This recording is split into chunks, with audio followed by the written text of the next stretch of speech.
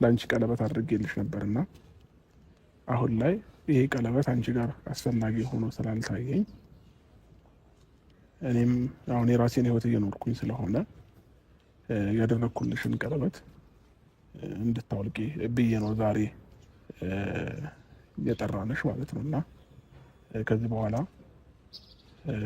ይህን ቀለበት ስናወልቅልሽ አንቺም ከህይወታችን ወጥተሽ ለራሳችን፣ ለሰላማችን፣ ለደስታችን እንድትተይን እንፈልጋለን እና ከዚህ በኋላ እኔና አንቺ ህይወት ላይ ምንም አይነት ነገር ሊቀጥል ስለማይችል ከቻልሽ ቀለበቱን አውልቅላችሁ።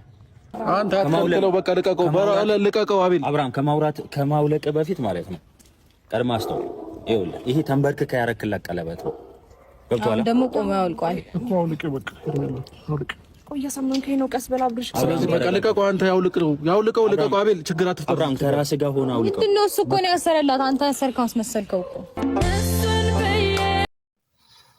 በመጨረሻም ሰዓት ቢሆን ሄርሜላ ቁርጧን አውቃለች። አብርሽም ቀለበቱን አወጣላት። እሷም ስቅስቅ ብላ ነው ያለቀሰችው። መጨረሻው እንደዚህ ሆነ። የኤፍሬምና የሩታ አላማ ተሳካ ማለት ነው። ኤፍሬም በተለያዩ ምክንያቶች ከሀገር ውጭ መውጣት ነው የሚፈልግ እየተናገረ ነበር። ግን መውጣት ያልፈለገው በአብርሽ ህመም ምክንያት ነው የሚል ሀሳብ ነው ያሰጠው።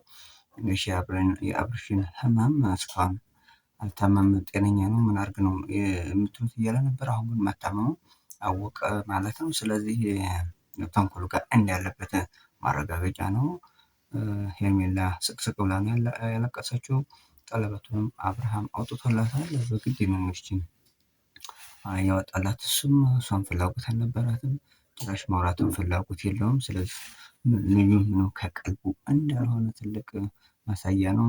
እነ ሶፊም ተያም ተፍተፍ እያሉ ለማዳን ጥረት እያደረጉ ነው። ነገር ግን አሁንም ምን ያክል ረዥም እንደሆነ የሰዎቹ ስራ ከባድ እንደሆነ በተለያየ መንገድ እያየ ነው። ምክንያቱም ሶፋ ላይ ከቀብሩ ያለች ሴትዮ መርፌ ወቅተው አደንዝዘዋለች። ስለዚህ ነገሮቹ ምን ያክል እንደተሰበሰቡ ትልቅ ማሳያ ነው። ቤተሰቦች በመጨረሻም አብርሃም ከሄርሜላ ጋር ቀለበቱን አውጥቷል። በጣም ነው ያዘነችው። በጣም ከባድ ነገር ነው የተፈጠረው። ቤተሰብ እሱም በጣም አዝናለች ማለት ነው። እሷ አቤላም እንግዲህ ከአቤል ጋር ሆና ነበር እንግዲህ ያገኘችው።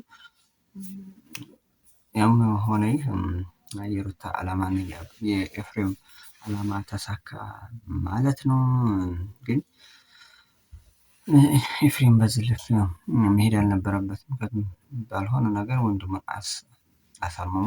እንደዚህ አይነት ነገር መስራት ከባድ ነው። ጋሽ ዝም እንዳለ ለምን ባይገባኝም የልዩ ጤንነት ይቀርማል። ለሩታ ይሁን ለሄርሜላ ይሁን ማለት ሳይሆን ቅድሚያ የልዩ ጤንነት ይቀርማል።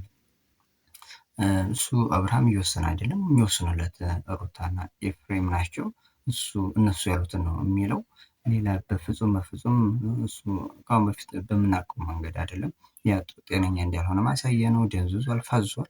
ያንንም ኤፍሬም ተናግሯል። ያው ታሞ ስለሆነ ነው እንጂ ወደ ሀገርም ወጣ ብሎ ዘና ፈታ እንደሚሉ ተናግሯል። ልጁን ማዳን ይጠበቃል። አሁን ሾው ነው እየሰሩ ያሉት። በጣም ትንሽ ያልሆነ ነገር በዛ አይነት ልክ መሆን አልነበረበትም። በጣም አስቸጋሪ ነው። የልዩ ህይወት የልዩ ላይፍ ይቀርማል። ኤፍሬም እያሰበ ያለው እንዴት ወደ ሩታ መመለስ አለብን እንጂ የልዩ ጤንነት እያሳሰባቸው አይደለም። ብዙ ፋሚሊ እንደዛ ነው እያሰቡ አይደለም። እሱ አርግ ያሉትን ነው የሚያደርገው፣ ሆኖ ያሉትን ነው የሚሆነው። ከዛ ውጭ በራሱ ምንም የሚወስንበት አጋጣሚ የለም። በጣም ትንሽ ከበድ ላይፉ እየተሰበሰበብን ነው። በመጨረሻም ሰዓት ቢሆን ሄርሜላ አዝናለች፣ ሩታም ያው አሸንፋለች ማለት ይቻላል። ውስጣቸው ያውቀዋል ኤፍሬምና ሩታ በምን አይነት መንገድ ልጁን ወደ ራሷ እንደመለሰችው እሱም ጥንቅቅ አድርጎ ያውቀዋል። የተሰራበትም ፎቶ ተገኝቷል። ተጓዦችም ብዙ ነገር መረጃ አውጥተዋል። ልጁን ግን እንዲህ መጉዳት አልነበረባቸውም። ለማህበረሰቡ ምንድን ነው የሚያሰሙት? በዛ አይነት ልክ እንዲህ አይነት በወንድሙ ላይ እየጨከነ ሶስት ቢሆን ይስም ባለፈው ዓመት ምን ያክል ጠብ እንደደረሱ እናውቃለን። 80 እስከ መግደል ከሀገር ውጭ እስከ መውጣት ያደረሰውን ጉዳይ አይተናል። ቤተሰቦች ኖርማል ባልሆነ መደበኛ ባልሆነ ነገር ነው እንግዲህ አብርሃም ወደ ሩታ የተመለሰው። በጣም በዛ መንገድ ስለሆነ ምን ያክል ደስተኛ ይሆናሉ አላቅም። ልጁ ግን ወዴት እንደሆነ ከቀልቡ እንዳልሆነ እንዲህ አይነት ነገር ሲዘገይ ወደ ድሮ ማንነቱ ለመመለስ በጣም ይከብደዋል። መተት በፎቶ በርቀት በተሰራ ፎቶ ልዩ ከጥቅም ውጭ የሆነ ነው። ቤተሰቦችም በዛ ልክ እየተረዱት አይመስለኝም። ቡዜም ዳዊትም በዛ ልክ እየተረዱት አይመስልም። መሆን ያለበትም ነገር በአፋጣኝ ልዩ አደጋ ሳይደርስበት ኤክስፓየርድ ሳያደርግ መድረስ ያለባቸው ይመስለኛል። ቤተሰቦች እንዲህ እያልን አብረን ቆይተናል። በሌላ ጊዜ በተለያየ ቪዲዮዎች እንመለሳለን። ቪዲዮ ላይክ እና ሰብስክራይብ በማድረግ ቤተሰብ መሆን ይቻላል። በያላችሁበት ሰላማችሁ ብዙ ይባላል። ደህና ሁኑ። ባይ ባይ።